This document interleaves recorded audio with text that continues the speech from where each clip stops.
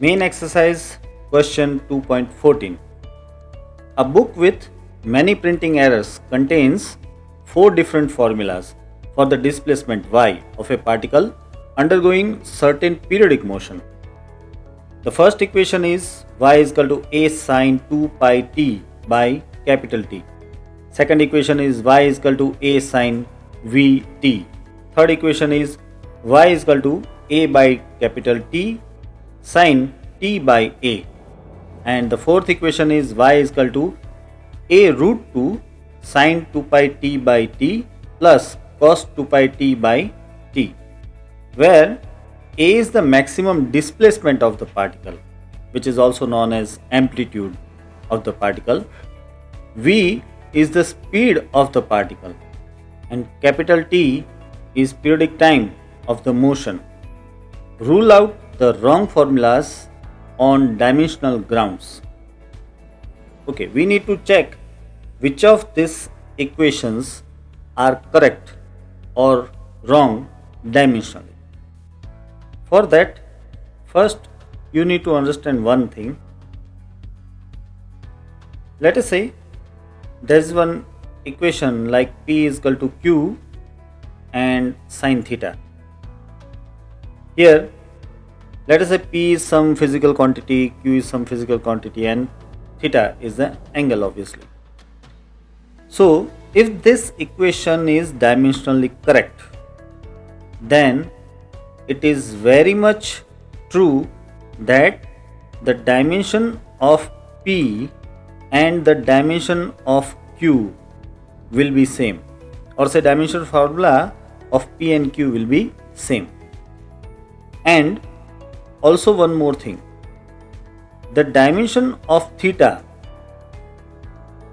will be 0 0 0, means m0, l0 and t0. This is because theta is basically angle. See, sine theta is a trigonometric function. Sine theta, cos theta or tan theta, whatever you take, these are all trigonometric function. And for this trigonometric function, the dimension formula is always 0, because the dimension formula of theta is always 0. Theta is an angle, so it is having no dimension. So, as I said, if P is equal to Q sine theta is a correct equation, then obviously dimensionally P and Q will be same, and the dimension formula of theta will be 0 0 0. Now, keeping this point in our mind, let us solve all the questions. Here, the first one is y is equal to a sine 2 pi small t upon capital T.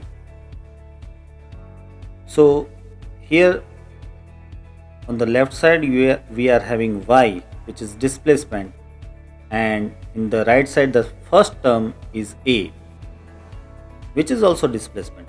It's given here. See, this y is displacement and this a is maximum displacement. So both are basically displacement. That's why we can write this term that dimensionally y and a are same. So first condition is followed. Now,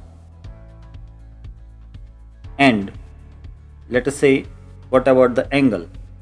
See the dimension of this angle. See, this term is at the place of angle theta. So I am putting that term in the square bracket, and so it is 2 pi small t by capital T, and this will be just m0 l0 t0, because 2 pi has no dimension, t by t will have no dimension. That's why it is m0 l0 t0. That means both of these conditions are being followed here. So this equation is correct. So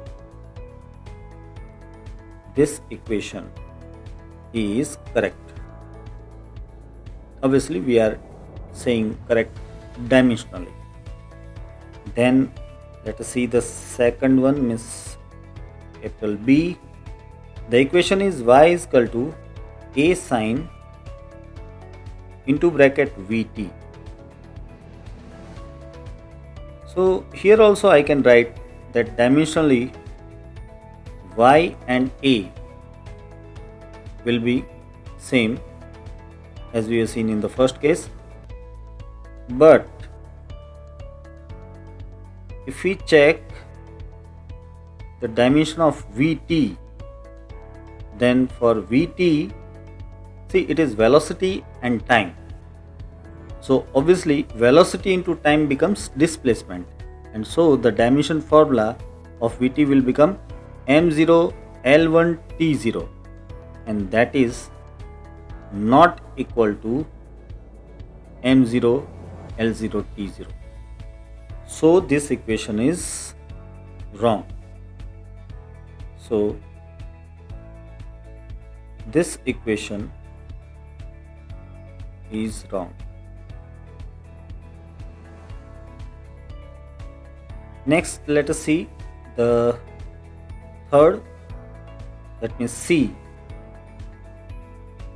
Let me shift it upside. Now we can write here. This is C, which is y is equal to a upon t and sine small t upon a. Now let us see.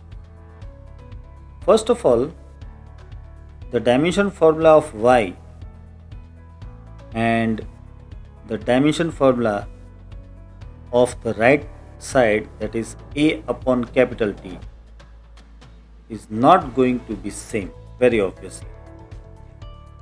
See, y is displacement, a is displacement, but here there is a term capital T in the denominator which is not going to be same. A by t is not going to be displacement. That's why they both are having different dimension formula. So here only we can say the equation is wrong. Also, if you want, we can just put this also.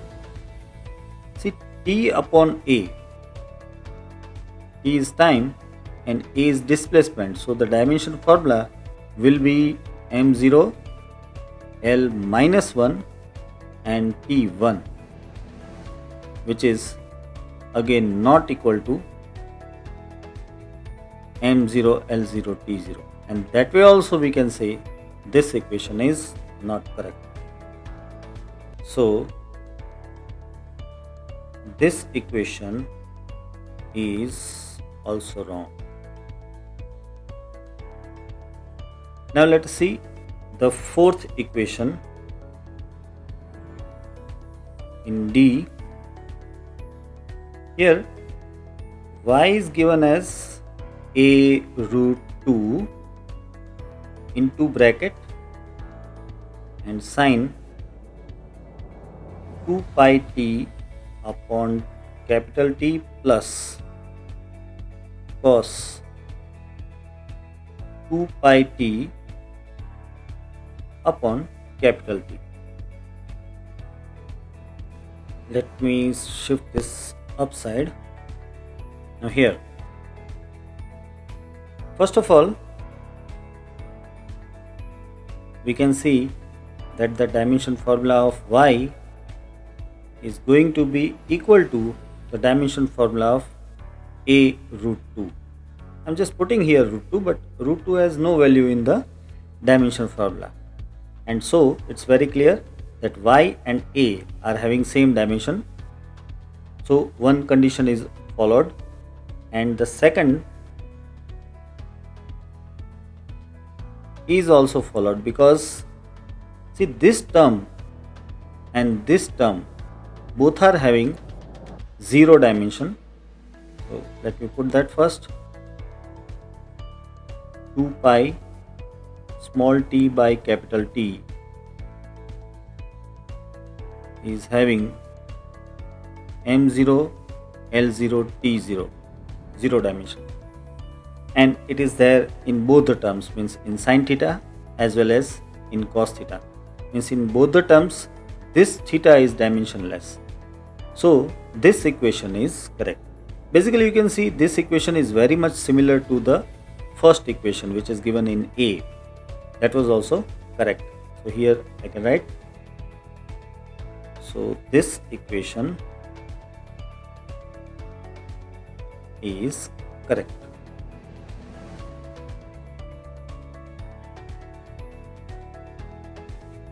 Now question 2.15.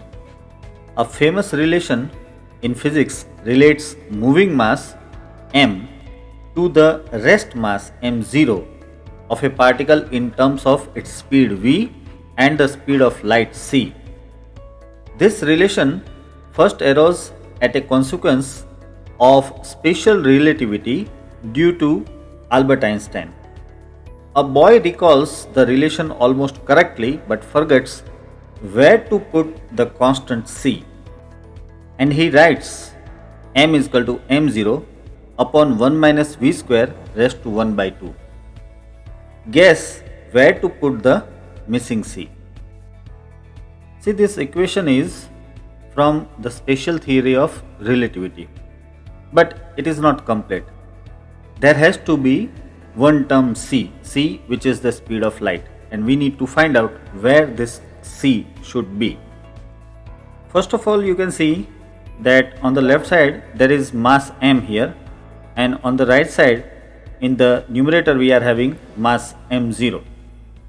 So both are mass, that means they both are dimensionally same. So let me just put that here the dimension formula of m and m0 is same. That means the dimension formula of the term in the denominator should be 0. So we can say the dimension formula of 1 minus v square raised to 1 by 2 should be 0, m0, l0, t0 likewise. But it is not, because you can see this is 1, so it's a number only, that's why there is no dimension at all. But here is v square which is not dimensionless, and so I have to make this term as well dimensionless. See, this is subtraction, so if this term is dimensionless, then this term has to be dimensionless. So I can write, but the dimension of 1 is not same as dimension of v square, obviously not. So what we should do? See, if at the place of v square I put v square by c square, then it will become dimensionless. Means here if I place v square by c square, then it will become dimensionless, because v is speed of particle and c is speed of light, so both are speed. That's why if I place here v square by c square, then it will become dimensionless, and so 1 is dimensionless and this v square by c square will also become dimensionless, and so our equation can be correct. See, we have to put c only, because it is said that we have to find out where to put this c. So I am putting v square by c square. Let me write that.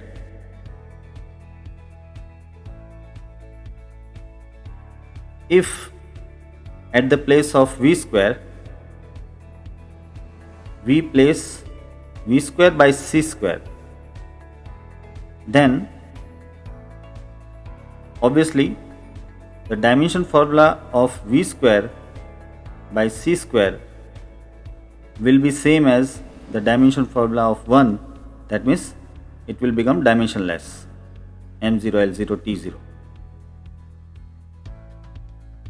Thus the equation now can be written as m is equal to m0 upon 1 minus v square by c square and raised to 1 by 2.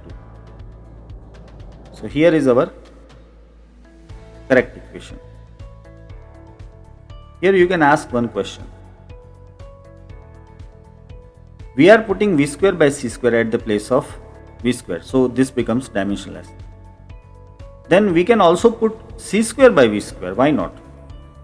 At the place of v square, if we put c square by v square, then also it will become dimensionless.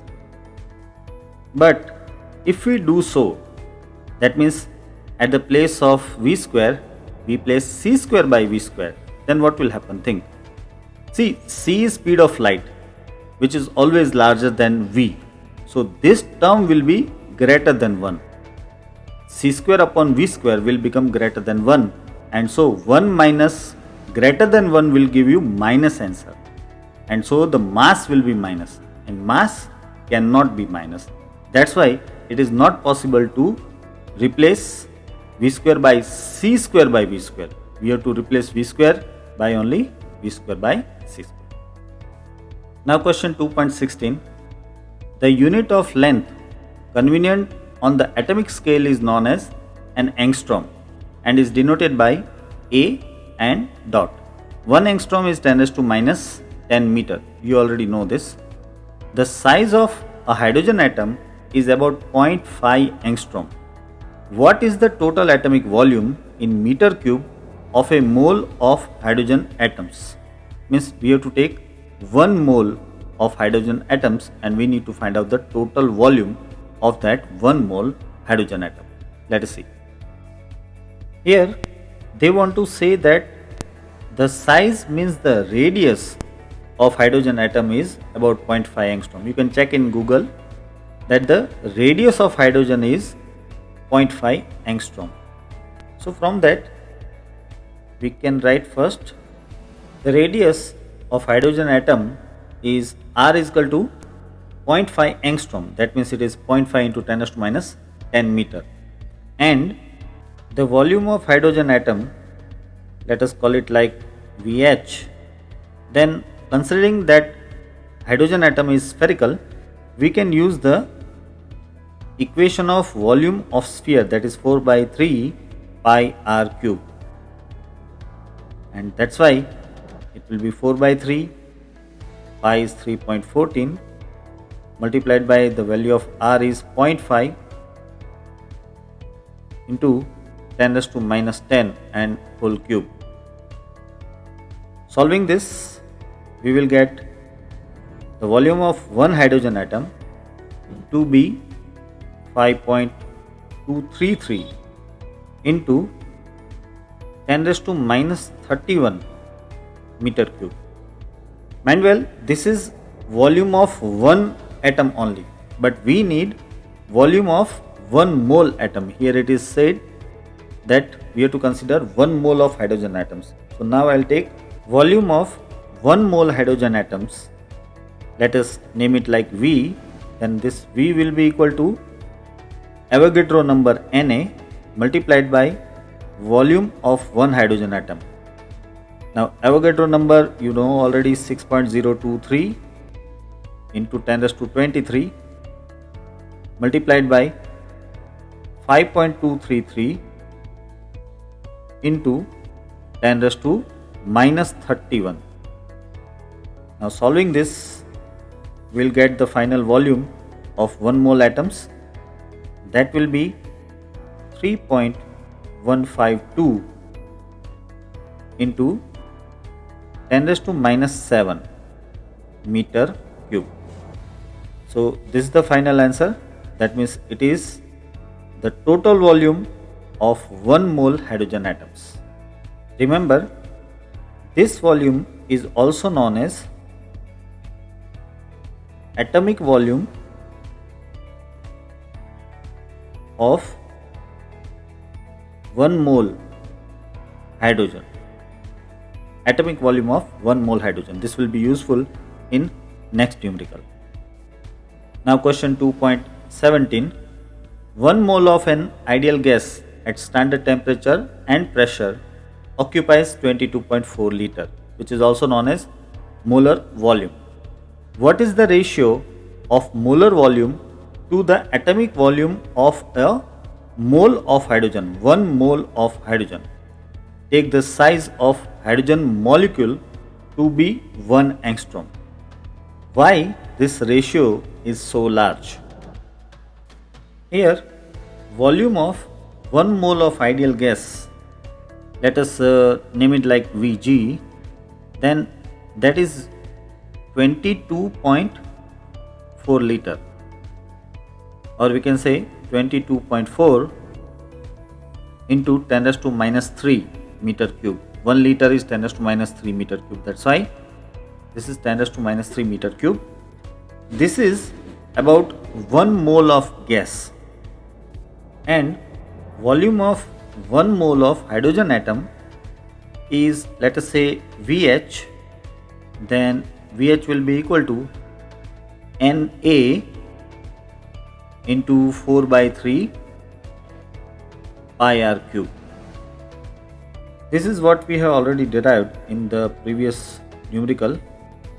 Let us put the values again. 6.023 into 10 raised to 23 is the Avogadro number. Then 4 by 3 multiplied by 3.14, and the value of R will be 0.5 into 10 raised to minus 10 and cube. Here we will get VH is equal to 3.152 into 10 raised to minus 7 meter cube. Now let me elaborate both of these volumes clearly. Suppose this is a container having 22.4 liter of volume. So the gas inside this container is 1 mole gas, and that's why there will be, as we know, 6.023 into 10 raised to 23 molecules or atoms will be there. And now this is exactly 6.023 into 10 raised to 23 atoms, and they are kept very close to each other. So this becomes the total volume of this many atoms. Here I have not shown any space between. So this becomes the total volume of this many 1 mole hydrogen atoms. So you can see there is a vast difference between both of this volume. The reason is simple. In gas, the distance between atoms or molecules is quite large, and here I have taken the total volume, so I have not shown any distance between. That's why the difference of volume is quite large, that we can get from the ratio of these two volumes. Let me show that ratio. Ratio of molar volume to atomic volume. See, this is molar volume. The volume of 1 mole ideal gas is molar volume, and the atomic volume is volume of 1 mole hydrogen atoms. So I can put here like this is ratio of basically Vg upon Vh, and the value is 22.4 into 10 raised to minus 3 divided by 3.152 into 10 raised to minus 7, and this will give you a ratio like 7.1 into 10 raised to 4. You can see it's a very large ratio. The ratio of molar volume of 1 mole gas and atomic volume of 1 mole hydrogen atom is 7.1 into 10 raised to 4. So it is almost 10 raised to 4, that means 10,000. So this volume, that means Vg, is almost 10 raised to 4 times, that means 10,000 times larger than the volume Vh. Why this is so? The reason is what we have discussed already, that here I have not shown any space, but in practice in gas there is lot of interatomic space, and due to this interatomic space here is a big volume difference we are finding. So let me put that. This ratio is large due to large intermolecular separation in gas. Also we can say large interatomic separation in gas. It depends on what we have taken as gas, whether it is just molecules or only atoms, or both in that case. Now question 2.18. Explain this common observation clearly. If you look out of a window of a fast moving train, the nearby trees, houses, etc. seem to move rapidly in the direction opposite to the train's motion. But the distance objects like hilltops, the moon, stars, and etc. seem to be stationary. In fact, since you are aware that you are moving, these distance objects seem to move with you. Now, to solve this question, first we have to understand what is the meaning of line of sight. The line joining a person and the object is known as line of sight.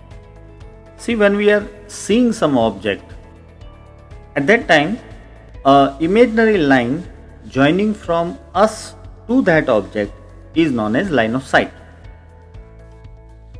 See, when we are moving in any train or any other vehicle, at that time the line of sight of any close object, let us say some tree or some buildings and so on, that line of sight will be moving rapidly in opposite direction of the motion. But the line of sight for a far distance object, let us say for star or moon or something like that, that line of sight will not be moving. You will not feel like that line of sight is moving. Let me show with a figure here. See this figure here. Suppose you are here at position A and you are watching two objects.